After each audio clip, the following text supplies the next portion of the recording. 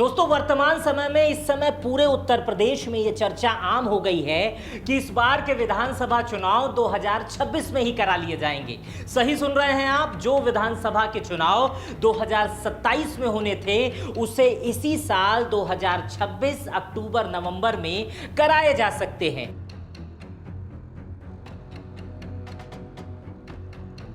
आज हम इस वीडियो में समझेंगे कि ये जो चर्चा चल रही है इसके पीछे तर्क क्या दिए जा रहे हैं। साथ ही हम ये भी समझेंगे कि इस पे संविधान क्या कहता है, सरकारी नियम क्या कहते हैं, सरकारी दस्तावेज क्या कहते हैं और क्या इस तरह भारत में इससे पहले हुआ है। क्या इस तरह कभी उत्तर प्रदेश में हुआ है कि समय से पहले कोई मुख्यमंत्री चुनाव कराए हों, या उत्तर प्रदेश के पहले मुख्यमंत्री योगी आदित्यनाथ बनेंगे जो समय से पहले चुनाव करा रहे हैं। इन सब के पीछे क्या तर्क है, सब कुछ हम आज इस वीडियो में विस्तार से समझेंगे। वीडियो बहुत छोटी है लेकिन पूरी जानकारी से भरी हुई है। दोस्तों, वर्तमान समय में मुख्यमंत्री योगी आदित्यनाथ को लेकर कहा जा रहा है कि मुख्यमंत्री योगी आदित्यनाथ लगातार ताबड़तोड़ रैलियां कर रहे हैं, सभाएं कर रहे हैं, शिलान्यास कर रहे हैं, उद्घाटन कर रहे हैं, हर जिले के दौरे कर रहे हैं और यहां तक कि जो मंत्रिमंडल के गठन हो रहे हैं उन्हें एक एक मंत्रियों को दो दो जिले के प्रभार दिए जा रहे हैं। विधायकों को कहा जा रहा है अपने क्षेत्र में लगातार रहिए, काम करिए, सरकार की योजनाओं को बताइए। ये सब बहुत तेजी से हो रहा है और इसी कारण ये सुगबुगाहट शुरू हो गई है कि इस बार विधानसभा चुनाव 2027 में नहीं 2026 के लास्ट में ही हो जाएंगे। इसके लिए नियम क्या कहते हैं, आइए हम उसको समझने की कोशिश करते हैं। लेकिन जो टकराव और जो चर्चा इस समय आम है उसे समझते हैं। सबसे पहली चर्चा ये हो रही है कि इस समय जनगणना और चुनावी मशीनरी टकरा सकती है, इसलिए ये चुनाव 2027 के बजाय 2026 में हो सकते हैं, क्योंकि 2027 की जनगणना जो चरण है वो फरवरी मार्च 2027 में पहले से ही प्रस्तावित है और उसी समय सामान्य रूप से उत्तर प्रदेश के विधानसभा चुनाव भी होते हैं। इसलिए दोनों कामों में बड़ी संख्या में सरकारी कर्मचारी की आवश्यकता पड़ती है और सरकारी कर्मचारी अगर जनगणना में लगे रहेंगे तो चुनाव कौन कराएगा और चुनाव में लगे रहेंगे तो जनगणना कौन कराएगा।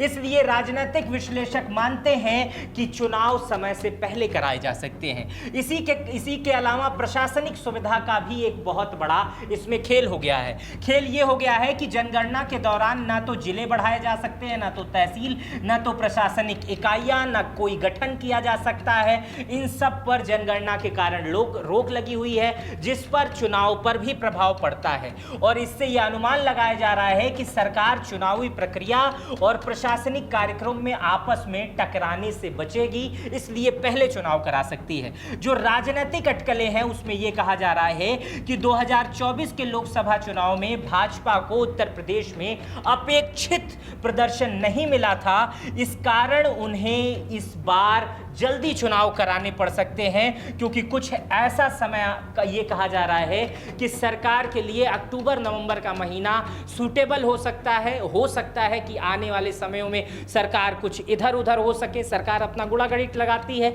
और उसमें उसे लग रहा है कि इसमें जीत की संभावना अधिक है, इसलिए सरकार पहले चुनाव करा सकती है। खैर, ये सब आकलन है, अभी तक कोई नियम नहीं आया है, कोई प्रस्ताव नहीं आया है, लेकिन इसको हम कैसे देखते हैं, संविधान की नज़र से कैसे देखते हैं कि अगर कराना भी चाहे कोई सरकार तो क्या वो करा सकती है, संविधान क्या इसकी इजाज़त देता है। तो सबसे पहले संविधान को समझने की कोशिश करते हैं। भारतीय संविधान के अनुच्छेद 172 के अनुसार विधानसभा का सामान्य कार्यकाल पहली बैठक से 5 वर्ष तक होता है, ये सब आपको पता होगा। लेकिन विधानसभा पूरे 5 वर्ष पहले भंग किया जा सकता है। 5 वर्ष जो है वो अधिकतम सीमा है, न्यूनतम नहीं। मतलब 5 वर्ष से ज्यादा आप नहीं कार्यकाल से कर सकते हैं, लेकिन 5 वर्ष से पहले आप भंग कर सकते हैं, ये संविधान इसकी इजाजत दे सकता है। विधानसभा को मुख्यमंत्री, मंत्रिपरिषद, राज्यपाल विधानसभा को भंग करने की सलाह दे सकते हैं। राज्यपाल उसे सामान्यतः स्वीकार कर लेते हैं और उसके बाद चुनाव आयोग नए तारीखों को दे देता है और चुनाव आयोग करा सकता है। अब आप सोच रहे होंगे कि क्या कोई न्यूनतम सीमा है कि 5 साल की सत्ता मिली है तो आप 5 साल से पहले कोई चुनाव नहीं करा सकते हैं। कम से कम आप 4.5 से ऊपर होने चाहिए या 4.25 तक होने चाहिए या इतना तो होना ही चाहिए। कई लोग ये सोच रहे होंगे कि कोई न्यूनतम सीमा तो है कि सरकार इतनी चलानी ही चलानी चाहिए। नहीं, ऐसा कुछ नहीं है। सरकार कभी भी भंग की जा सकती है। उसके लिए मुख्यमंत्री को, मंत्रीगण को एक बार राज्यपाल को बताना होता है और उसके बाद सरकार भंग हो सकती है। संविधान में ऐसा कोई नियम नहीं है कि विधानसभा कम से कम 4 वर्ष या 4.5 वर्ष या 4.25 वर्ष चले। यदि राजनीतिक परिस्थितियां बने तो 5 वर्ष से पहले कभी भी विधानसभा को भंग किया जा सकता है।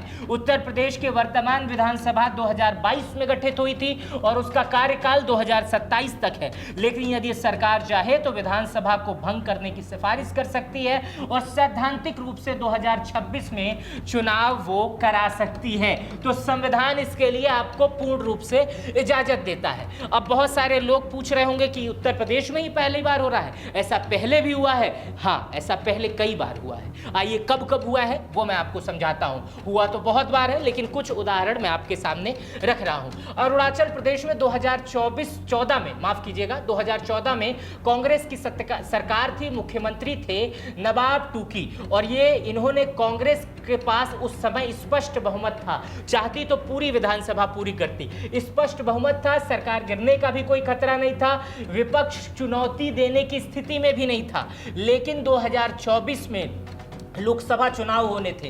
कांग्रेस सरकार ने विधानसभा को उसका कार्यकाल पूरा नहीं समाप्त किया, उससे पहले ही 7 महीने पहले ही भंग करने का निर्णय ले लिया ताकि लोकसभा और विधानसभा के चुनाव एक साथ हो सके। इसका परिणाम यह रहा कि कांग्रेस को लगभग 49.5% वोट मिले, स्पष्ट बहुमत के साथ दोबारा सरकार बनी, मुख्यमंत्री नवाब टूकी दोबारा फिर से मुख्यमंत्री बने।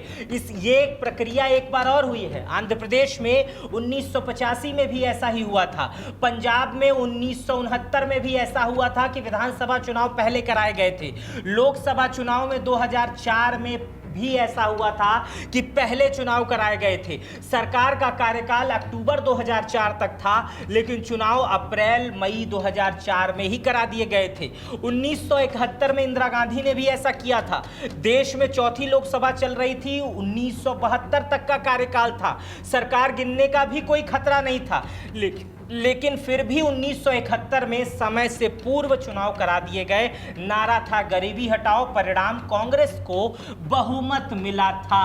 तो ऐसा पहली बार नहीं होगा कि उत्तर प्रदेश में पहले चुनाव कराई जा रही है, और इसका पूर्ण रूप से कारण है जनगणना। जनगणना पहले से ही प्रस्तावित है, तो हो सकता है कर्मचारियों का बंटवारा ना हो, इसलिए समय से पहले चुनाव कराए जा सकते हैं। चूंकि प्रस्तावित डेट जो होती है, जो नियम कह रहा है पहले से, वो 2027 मार्च, फरवरी मार्च है, लेकिन जनगणना उस समय प्रस्तावित है, तो उससे पहले चुनाव कराए जा सकते हैं। किन परिस्थितियों में विधानसभा भंग हो सकती है, इस चीज को भी आपको समझना जरूरी है कि कोई भी विधानसभा कब भंग की जा सकती है, कौन कौन सी परिस्थितियां होती हैं कि इस स्थिति में चुनाव पहले कराए जाते हैं या कभी भी भंग कर दिए जाते हैं या कभी भी चुनाव कराए जा सकते हैं। देखिए, विधानसभा सबसे पहले भंग होने के लिए यदि मुख्यमंत्री योगी आदित्यनाथ आज चाहें तो राज्यपाल विधानसभा भंग करने की सलाह दे सकते हैं राज्यपाल को, और सरकार समय से पहले अगर चुनाव चाहती है तो चुनाव जल्दी भी हो सकते हैं। लेकिन आम तौर पर कोई सत्तारूढ़ दल ऐसा करता नहीं है।